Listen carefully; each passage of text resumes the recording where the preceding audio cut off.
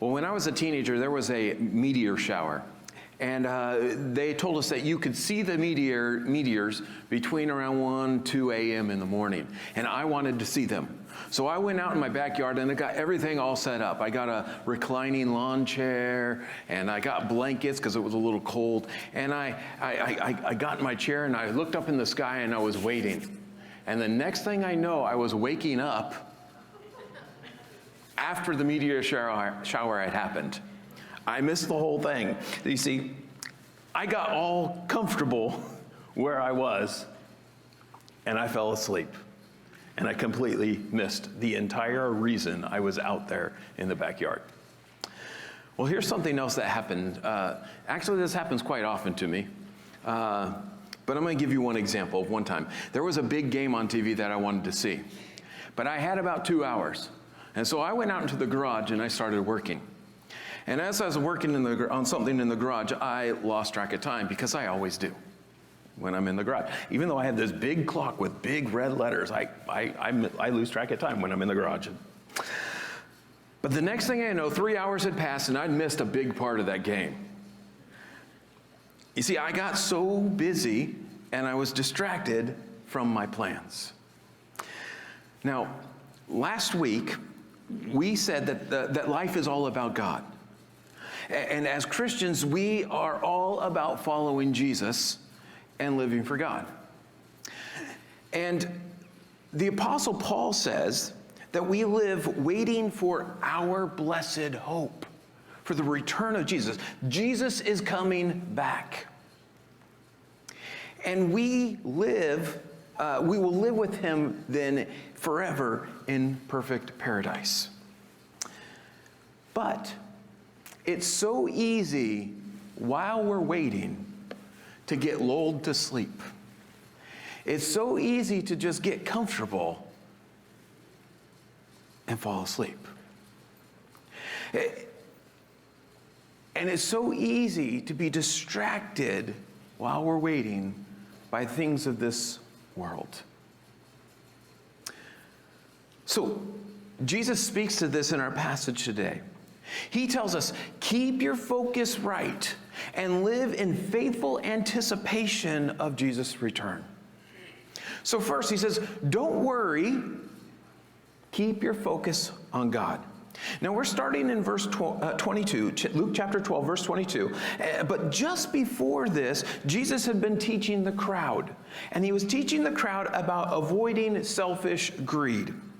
And you remember, he said that life isn't about money and stuff. It's about knowing and honoring God.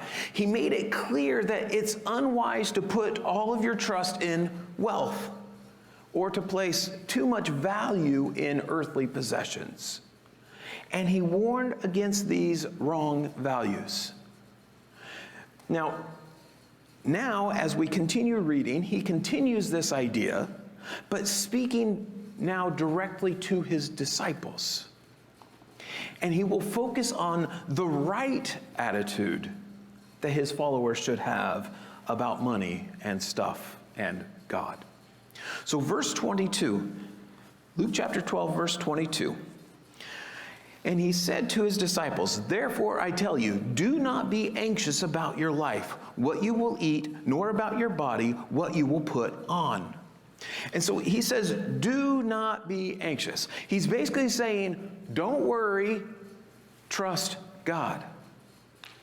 But he specifically mentions 4 things not to worry about here. He says your life, food, your body, clothes. He's talking about your basic needs in life. What are you going to eat? What are you going to wear? And he says, don't worry about them. Now, this doesn't mean don't give them any thought at all. This doesn't mean don't work. It doesn't mean that you're to be a person who renounces all possessions and abstains from every human comfort. And Jesus isn't saying that you don't need these things. In fact, earlier, when Jesus was teaching the disciples to pray, part of that prayer included a request for these basic needs. He said he taught them to pray, give us today or daily our daily bread. In other words, give us our daily needs.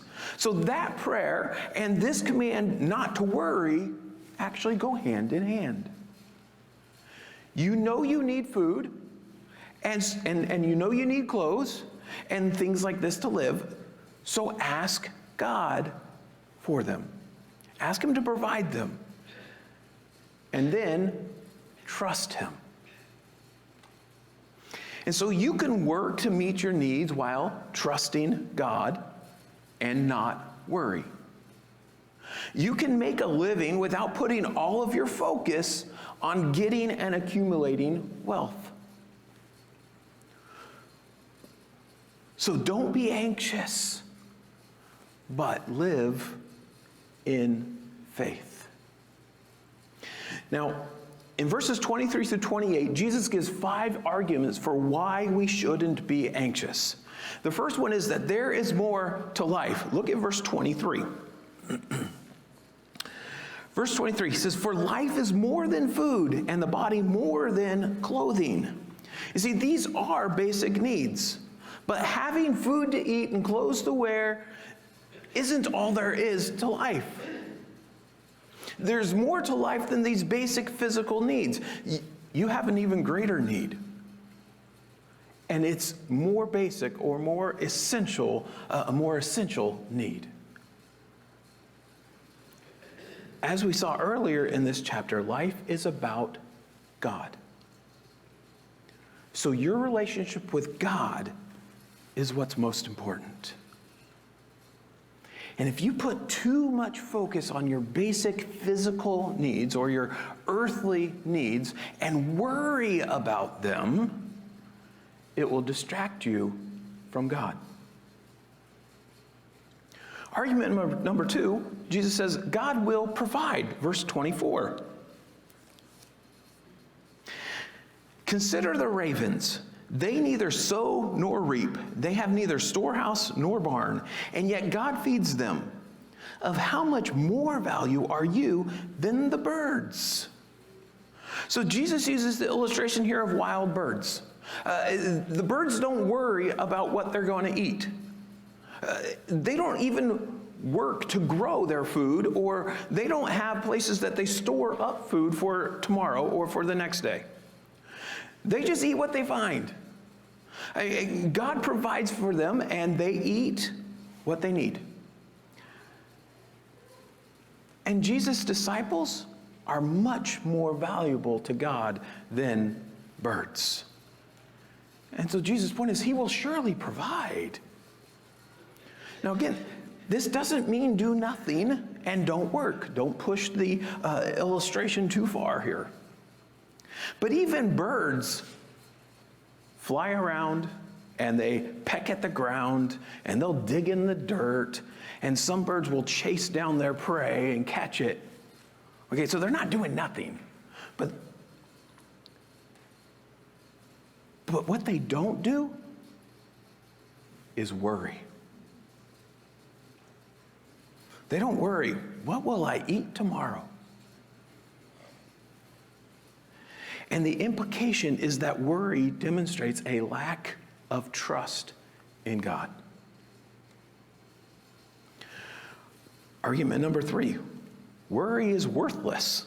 Verse 25. "And which of you, by being anxious, can add a single hour to his span of life?" So Jesus gives a very practical argument here. Worry doesn't accomplish anything, except maybe to make you feel bad, feel upset. Jesus says you can't make yourself live longer because you worry. And actually the opposite might be true. The reason someone's life is short may be because they worried so much.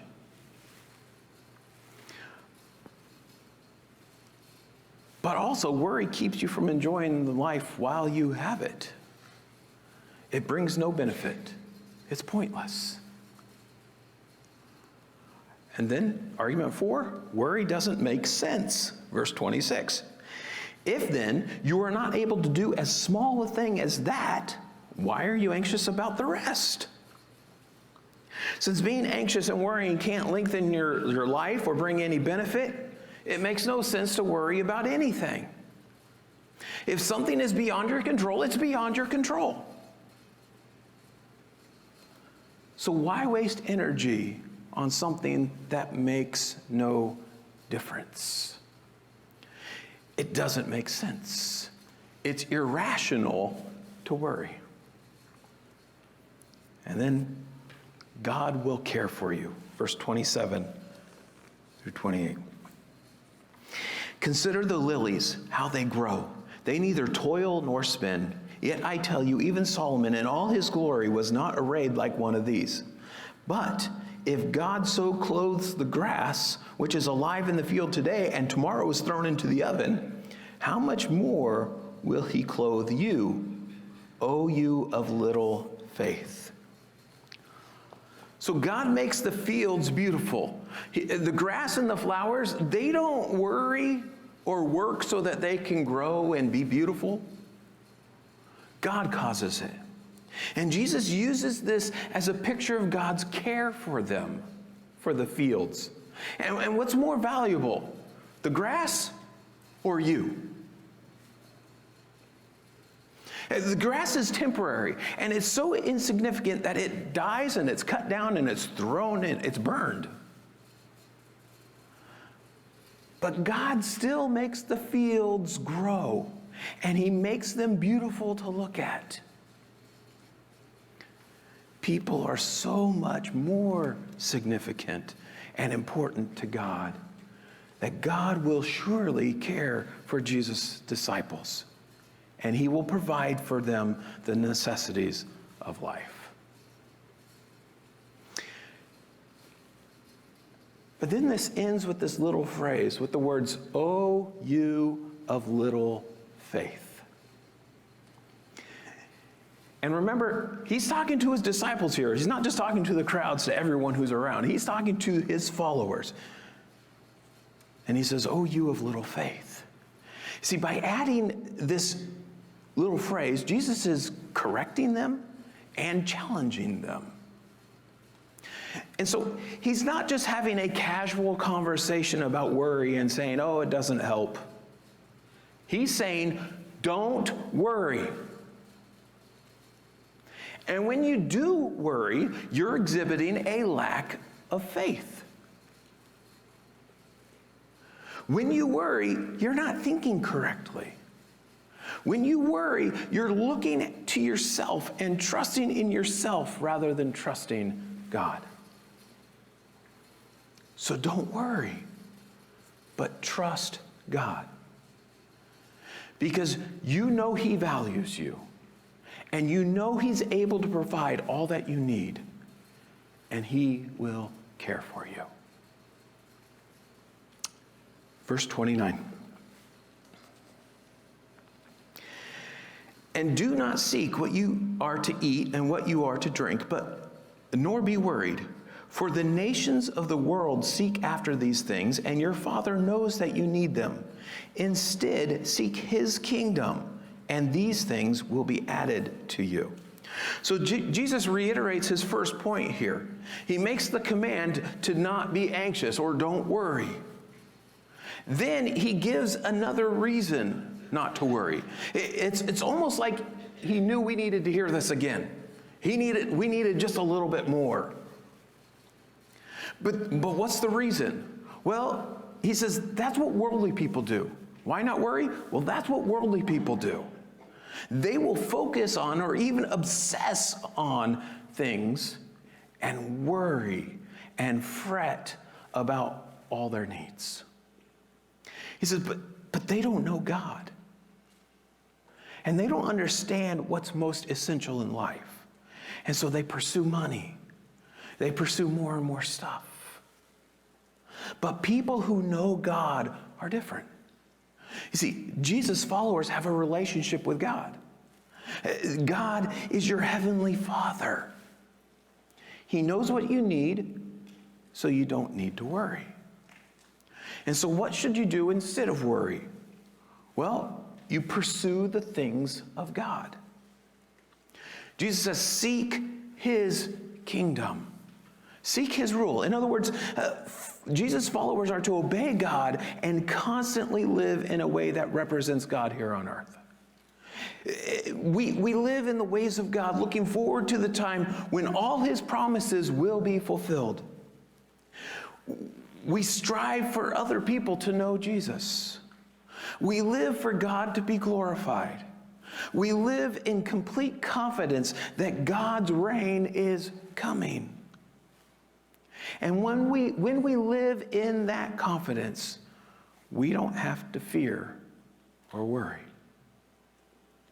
When we live in this confidence and we focus on God, anxiety lessens and even goes away.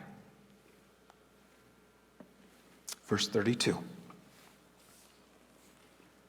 Fear not, little flock, for it is your Father's good pleasure to give you the kingdom. Now, this is a great assurance and encouragement to the disciples. Jesus tells his disciples not to fear, and he calls them little flock. Now, calling them little flock expresses the idea of tender care. It pictures Jesus' followers as a flock of sheep who may be needy, and they may be defenseless against attack, but they have a shepherd who is caring for them and watching over them. God is with them. And Jesus tells them, fear not. Now, this command, fear not, seems to look back to the earlier conversation about the possibility of persecution and even death for following Jesus. But it ties in with anxiety as well. You see, the fear of persecution could lead to great worry, great anxiety.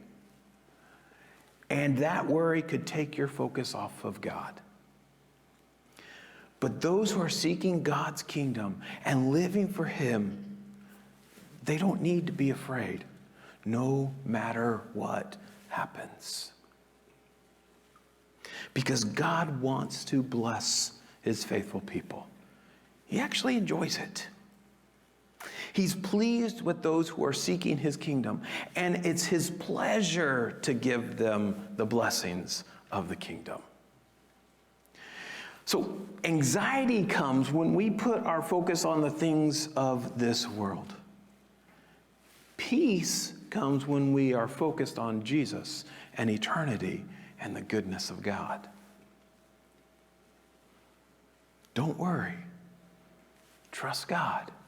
But you might be asking, well, how do I do that? Well, when you feel anxious and when you begin to worry, go to God. Go to him. Pray. Spend time in his word. Sing to him in worship.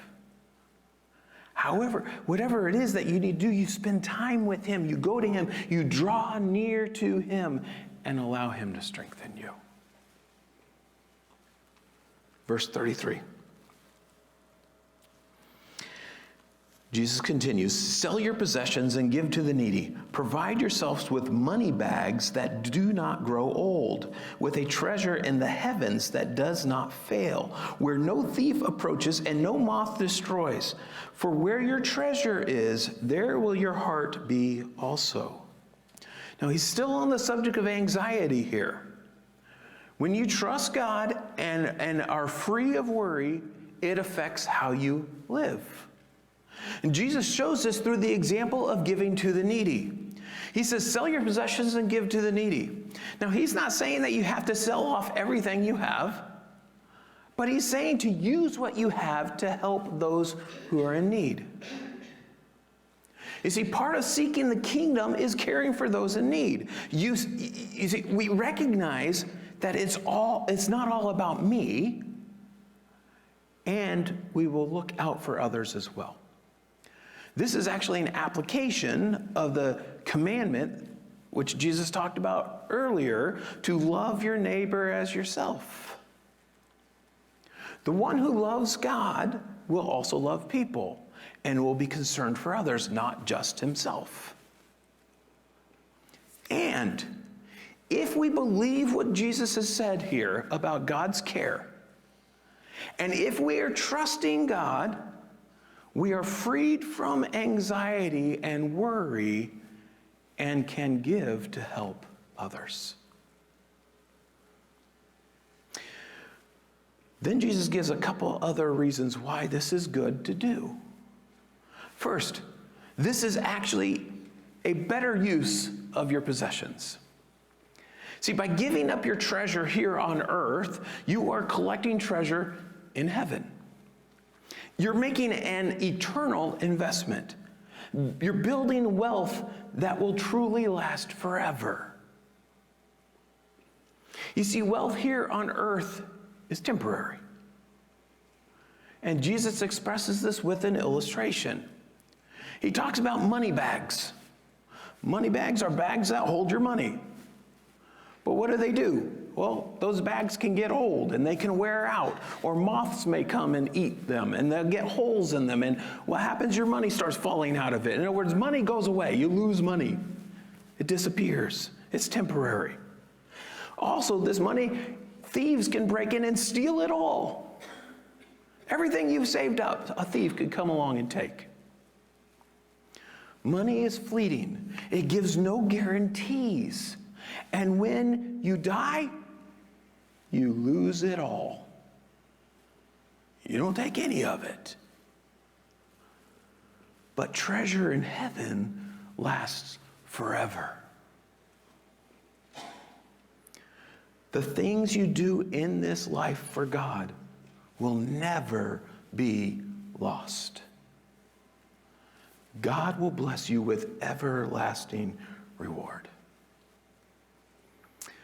The second reason that Jesus gives here is that wherever your treasure is, your heart, your commitment, your affections will be there too. In other words, the thing that you value most will have your heart and your allegiance. What you treasure reveals where your heart is. It reveals what you're truly devoted to.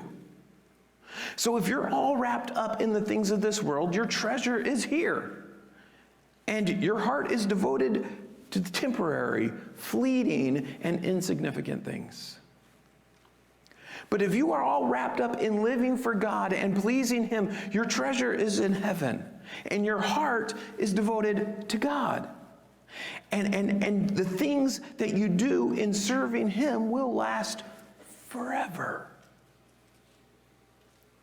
So let me tie this all together so far. Your relationship with God is the most important thing in life. He's what life is all about. Of course, we often make it about money or stuff or other worldly pursuits. But these things are temporary. Their value is fleeting, and it won't last. And it's not worth worrying about. And worry doesn't help anyway. And worry exposes a lack of faith. So don't be wrapped up in the things of this world. Rather, be all about God. If your heart is right before God, you will be devoted to God. And if you're devoted to Him, the way you live will store up treasures in heaven. In other words, you will live for Him and you will trust Him and He will reward you. And His reward will last forever. The things you do for God have eternal value. This should be the focus of our lives.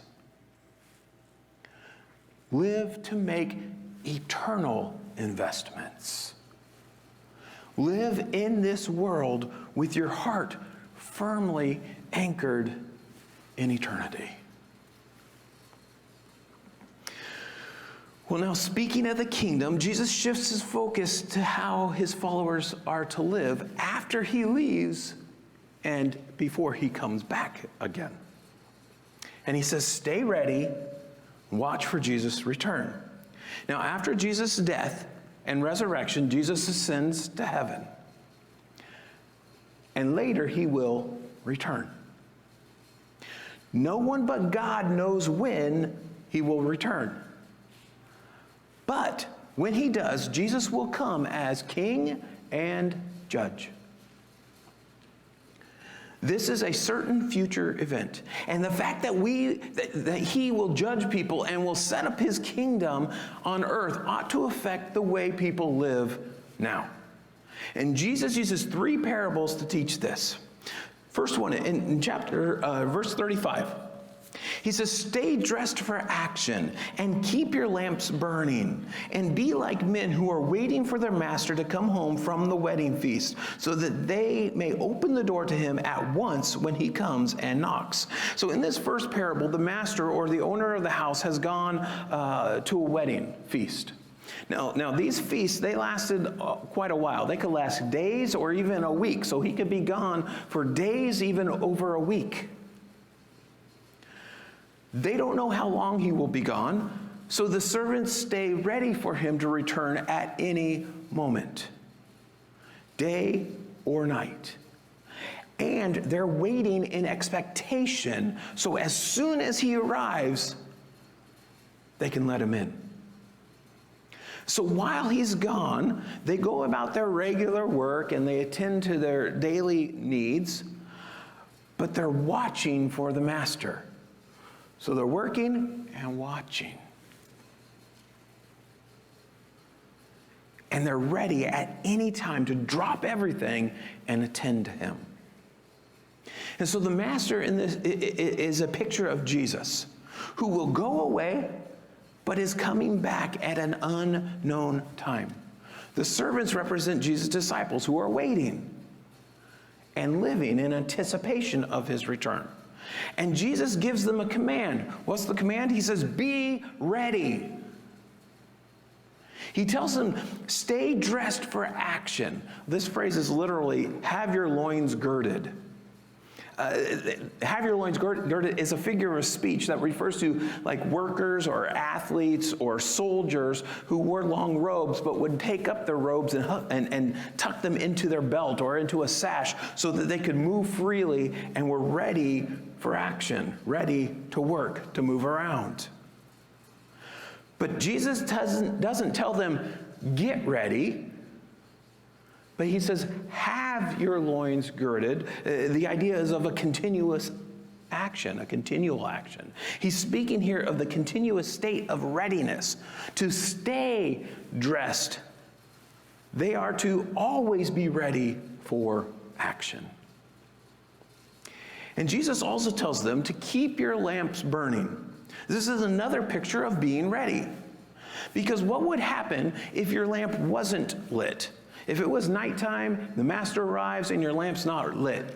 You hear something and you're like, "Oh, the master." And then you have to wake up, fumble around in the dark, looking for your lamp. There's my lamp. Now where's the thing to light it? And you have to figure out how to get your lamp lit. And it takes time. The point is, if your lamp was lit, you could jump right up. You can see what you're doing. You're ready to go right there and to the master and to attend to his needs.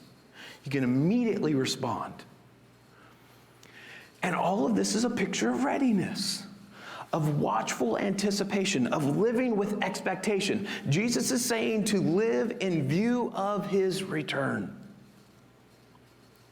Verse 37, the parable continues. He says, "Blessed are those servants whom the master finds awake when he comes. Truly I say to you, he will dress himself for service and have them recline at table, and he will come and serve them." So now Jesus tells what will happen for those servants who are ready when he returns. They will be blessed by God. They will be rewarded. You see, as the parable continues, the master comes home and he finds the servants ready, or at least some of them were ready. And when he finds them waiting and ready, he's so pleased with them that he joins them in a meal. But he doesn't just join them in a meal. What does he do? He actually serves them. So they had been serving him, but Jesus then, or the master, turns around and serves his servants. So when Jesus returns, he will be pleased with his followers who are living in anticipation of his return. They are living to serve him and to honor Jesus, and when he comes, he will serve and honor them. Verse 38. If he comes in the second watch or in the third and finds them awake, blessed are those servants. See, this emphasizes that they don't know when he's coming, but they're ready. The second and the third watch is late at night into the early morning, when most people would be doing what? Sleeping and not ready. So you can see what the idea this is expressing, what idea this is expressing. Only those who are committed to continual watchful readiness would be alert and ready. We don't know when Jesus will return. But if you're ready, he will reward you. So be ready. Now we get to the second parable. It's a similar image, but it's different. Let's read this, verse 39 and 40. He says, but know this, that if the master of the house had known at what hour the thief was coming, he would not have left his house to be broken into. You also must be ready, for the Son of Man is coming at an hour you do not expect. So in this parable, a thief is breaking into the house. If the master knew that a thief was coming and when he was coming, he would be ready for him and could stop him. The thing that makes this house vulnerable is not knowing that the thief is coming or when he's coming. So the only way to guard against him is to be in constant watching and readiness. Jesus tells this little parable to emphasize that we don't know when he's coming back, so we have to be ready all the time. We are to live always with an eye to his return. Verse 41. Peter said, Lord, are you telling this parable for us or for all? Now, all of this talk about being ready begs the question, what does it mean to be ready? Is this referring to all people or just people, those who believe in Jesus? Does being ready mean that you believe in Jesus? Does it mean that more than that you believe in him and are faithfully living for him? Is it faithfully serving him and being a faithful witness to him and of him to others? Well, I'd say yes. All the above. But this is why Peter asks this question here. He wants clarification. Who does this apply to? Is Jesus talking about the disciples? Is he talking about spiritual leaders? Or is he talking about everyone? But Jesus doesn't directly answer Peter's question. He tells another parable that kind of expounds on the subject. And what we'll see is that Jesus is speaking of everyone who is related to God in some degree. In other words, this is applicable to everyone. But there seems to be an emphasis placed on Jesus' followers and on spiritual leaders. But because he says that the more you know and the more you've been given by God, the more responsibility you have. And the greater the expectation that is placed on you. So let's read this, verse 42. And the Lord said, who then is the faithful and wise manager whom his master will set over his household to give them their portion of food at the proper time? Blessed is that servant whom his master will find so doing when he comes.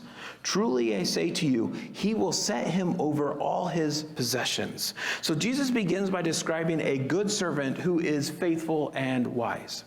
The master gives him a lot of responsibility and he does his work well. Then when the master comes and finds him doing what he's supposed to do, he's blessed. The servant is blessed by the master, and he's given the honor of even greater responsibility. You could say he's given a promotion. And so when Jesus returns, those he finds faithfully serving him will be rewarded and will continue to serve Jesus, but in an even greater capacity. Now, this probably refers to having a place of leadership in the kingdom. Let's keep reading, verse 45. But if that servant says to himself, my master is delayed in coming, and begins to beat the male and female servants, and to eat and drink and get drunk, the master of that servant will come on a day when he does not expect him, and at an hour he does not know, and will cut him in pieces and put him with the unfaithful. So now Jesus tells about a bad servant who is unfaithful and foolish. And this servant sees that his master is gone and hasn't come back for a while, and they don't know when he's coming back, and he takes advantage of the situation. He mistreats the other servants, and he neglects his responsibilities. He abuses his position, and he goofs off. Maybe you've worked with someone like this. But this servant is all about getting away with whatever he can and having things his own way while he can. He doesn't care about the master. He isn't concerned at all with the good of the master or other people or the work that needs to be done. The master shows up when he doesn't expect it and finds this servant doing what he's not supposed to do and not doing what he is supposed to do. And of course, he's taken by surprise because he's not watching for the master. He's not ready for the master to return. He's not giving any thought to the master. He's too busy doing his own thing. And when he's caught, he's punished along with the unfaithful. Now, this pictures a person who knows about Jesus and should believe in Jesus, but doesn't. So he suffers the fate of a non-believer, the unfaithful. We can think of some examples of people who seem to fit this picture. People like Judas, who, by the way, was listening. He was right there hearing this firsthand, hearing this warning. Or the Jewish leaders, who were the spiritual guides in Israel, but rejected Jesus. And even false teachers in the church. But these are people who are somehow involved or connected with Jesus, but they're not really connected to Jesus. They don't believe in Jesus, and they don't belong to him. They're not ready for Jesus to come. And we continue reading verse 47. And the servant who knew his master's will, but did not get ready or act accordingly to his will receive a severe beating. But the one who did not know and did what deserved a beating will receive a light beating. Everyone to whom much was given, of him much will be required, and from him to whom they entrusted much, they will demand the more. So now Jesus speaks of two other servants. Both of these servants are disobedient and deserve punishment. But one of them knew better. He knew what was expected, what he was supposed to do, but he didn't do it. This pictures people who, these two servants, they picture people who have different levels of exposure to Jesus.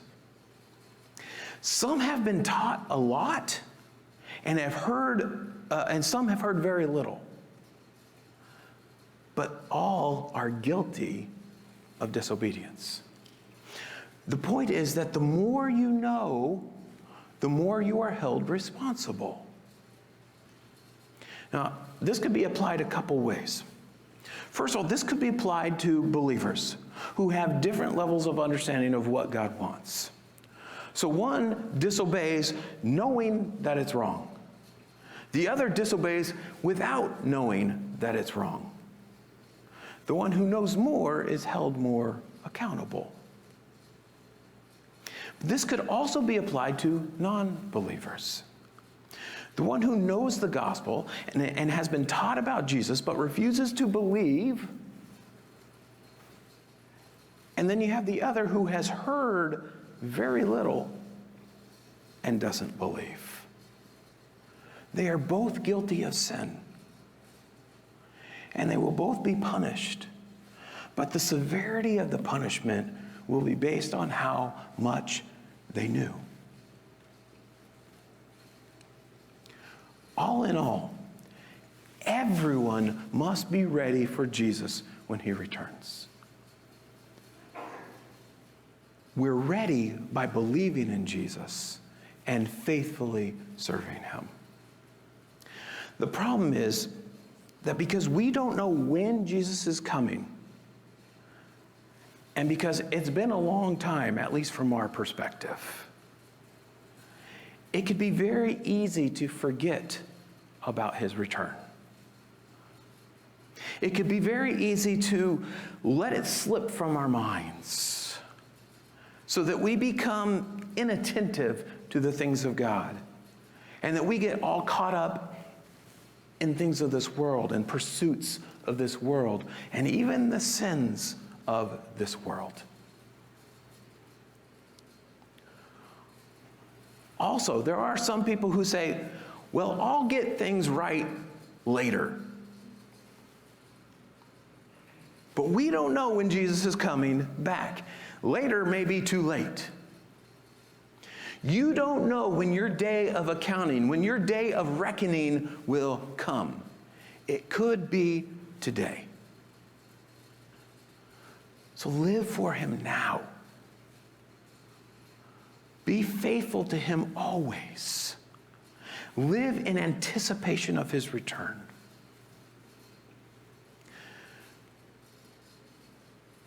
Today, Jesus said, don't worry, but keep your focus on God. And he said, stay ready, watching for his return. We could call this living in faithful anticipation. Live in this world with your heart firmly anchored in heaven. Stay alert in faith.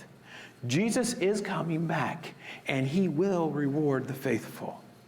So keep watching for that day and live for that day. Don't fall asleep. Don't get all comfortable in your lounge chair and your blankets and fall asleep waiting. Don't get distracted while waiting. The Apostle Paul put it this way. In Titus 2:11-14, he said, "For the grace of God has appeared, bringing salvation for all people, training us to renounce ungodliness and worldly passions, and to live self-controlled, upright, and godly lives in the present age, waiting for our blessed hope, the appearing of the glory of our great God and Savior, Jesus Christ, who gave himself for us to redeem us from all lawlessness and to purify for himself a people for his own possession who are zealous for good works." Live in faithful anticipation of Jesus' return. We don't know when, but he's coming back. Be ready.